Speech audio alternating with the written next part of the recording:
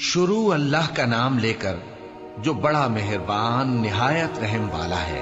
नून, कलम की और जो कुछ लिखने वाले लिखते हैं उसकी कसम कि ऐ पैगंबर सल्लल्लाहु अलैहि वसल्लम, तुम अपने परवरदिगार के फजल से दीवाने नहीं हो और बेशक तुम्हारे लिए बेइंतहा अजर है और यकीनन तुम अखलाक के आला मर्तबे पर हो। सो अनकरीब तुम भी देख लोगे और ये काफिर भी देख लेंगे कि तुम में से कौन दीवाना है। तहकीक तुम्हारा परवरदिगार उसको भी खूब जानता है जो उसके रास्ते से भटक गया और उनको भी खूब जानता है जो सीधे रास्ते पर चल रहे हैं। तो तुम झुटलाने वालों का कहा न मानना। ये लोग चाहते हैं कि तुम नरमी इख्तियार करो तो ये भी नर्म हो जाएं और किसी ऐसे शख्स के कहे में ना आ जाना जो बहुत कस्में खाने वाला है, जलील है, शरारत से इशारे करने वाला, लगाई बुझाई करने वाला, माल देने में बड़ा बखील, हद से बढ़ा हुआ बदकार, सख्तखू और इसके अलावा बदजात है। इस सबब से कि माल और बेटे रखता है, जब उसको हमारी आयतें पढ़कर सुनाई जाती हैं तो कहता है कि ये अगले लोगों के अफसाने हैं, हम अनकरीब इसकी ऊंची नाक पर दाग लगाएंगे। हमने इन लोगों की उसी तरह आजमाइश की है जिस तरह बाग वालों की आजमाइश की थी, जब उन्होंने कस्में खा खा कर कहा कि सुबह होते होते हम उसका मेवा तोड़ लेंगे और इंशाअल्लाह ना कहा। सो वो अभी सो ही रहे थे कि तुम्हारे परवरदिगार की तरफ से रातों रात उस पर एक आफत फिर गई, तो वो ऐसा हो गया जैसे कटी हुई खेती। फिर जब सुबह हुई तो वो लोग एक दूसरे को पुकारने लगे कि अगर तुमको काटना है तो अपनी खेती पर सवेरे ही जा पहुंचो। सो वो चल पड़े और आपस में चुपके चुपके कहते जाते थे कि आज वहां तुम्हारे पास कोई फकीर ना आने पाए, और कोशिश के साथ सवेरे ही जा पहुंचे, गोया पैदावार पर कादिर हैं। फिर जब उन्होंने बाग को देखा तो वीरान, कहने लगे कि हम रास्ता भूल गए हैं। नहीं, बल्कि हम बेनसीब हो गए। एक जो उनमें समझदार था बोला, क्या मैंने तुमसे नहीं कहा था कि तुम तस्बीह क्यों नहीं करते?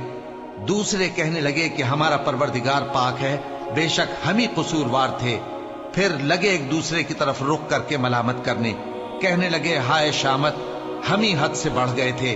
उम्मीद है कि हमारा परवरदिगार इसके बदले में हमें इससे बेहतर बाग इनायत करे।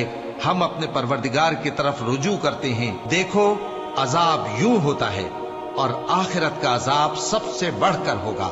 काश ये लोग जानते होते। परहेजगारों के लिए उनके परवरदिगार के यहां नेमत के बाग हैं। क्या हम फर्माबरदारों को नाफरमानों की तरह नेमतों से महरूम कर देंगे? तुम्हें क्या हो गया है? कैसी तजवीजें करते हो? क्या तुम्हारे पास कोई किताब है जिसमें यह बात पढ़ते हो कि जो चीज तुम पसंद करोगे वो तुमको जरूर मिलेगी? या तुमने हमसे कस्में ले रखी हैं जो कयामत के दिन तक चली जाएंगी कि जो कुछ तुम तय कर लोगे वो तुम्हारा होगा? इनसे पूछो कि इनमें से कौन इसका जिम्मा लेता है। क्या इस कौल में इनके कुछ शरीक हैं? अगर ये सच्चे हैं तो अपने शरीकों को ले आएं। जिस दिन पिंडली से कपड़ा उठा दिया जाएगा और कुफ्फार सजदे के लिए बुलाए जाएंगे, फिर वो सजदा न कर सकेंगे। उनकी आंखें झुकी हुई होंगी और उन पर जिल्लत छा रही होगी, हालांकि पहले उस वक्त सजदे के लिए बुलाए जाते थे जबकि वो सही और सालिम थे। सो मुझको इस कलाम के झुटलाने वालों से समझ लेने दो। हम इनको आहिस्ता आहिस्ता ऐसे तरीक से पकड़ेंगे कि इनको खबर भी न होगी, और मैं इनको मोहलत दिए जाता हूं। मेरा दांव बड़ा मजबूत है।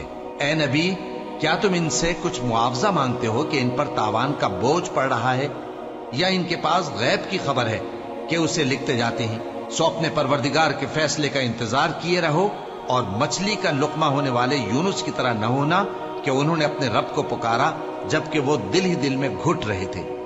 अगर उनके परवरदिगार की मेहरबानी उनको न संभाल लेती तो वो चटियल मैदान में डाल दिए जाते, मजमूम हालत में। फिर उनके परवरदिगार ने उनको बरगुजीदा करके नेकूकारों में शामिल कर लिया। और काफिर जब ये नसीहत की किताब सुनते हैं तो यूं लगते हैं कि तुमको अपनी निगाहों से फिसला देंगे और कहते हैं कि ये तो दीवाना है। और लोगों, ये कुरान तमाम जहानों के लिए नसीहत है।